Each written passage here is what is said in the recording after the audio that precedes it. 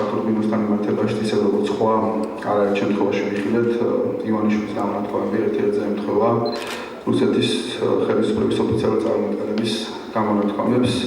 კერძოდ შეიძლება ითქვას, რომ ქართული ღვინის ხარისხთან დაკავშირებით დღეს კითხები მხოლოდ ბიძინა ივანიშვილს და რუსეთის მთავარ სანიტარს გენადი ონიშენკოს დარჩათ.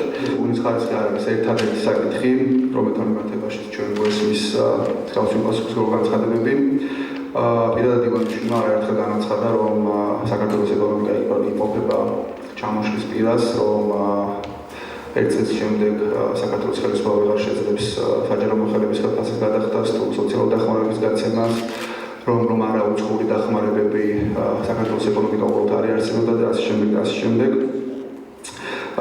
იმ ფონზე, როდესაც მსოფლიო ფინანსური კრიზისის შემდეგ საქართველოს წარმოადგენს იშვიათ გამონაკლისს, როგორც ქვეყანა, რომლის ეკონომიკური სტაბილურობა დადებითად შეაფასა თითქმის ყველა ავტორიტეტულმა საკრედიტო სარეიტინგო სააგენტომ, მსგავსი ტიპის განცხადებები უბრალოდ მოკლებულია ყოველგვარ რაციონალურ შინაარსს და შეიძლება ემსახურებოდეს მხოლოდ ერთადერთ მიზანს, რომ მოხდეს ქვეყნის დისკრედიტაცია საერთაშორისო თანამეგობრობის თუ ბიზნეს წრეების თვალში.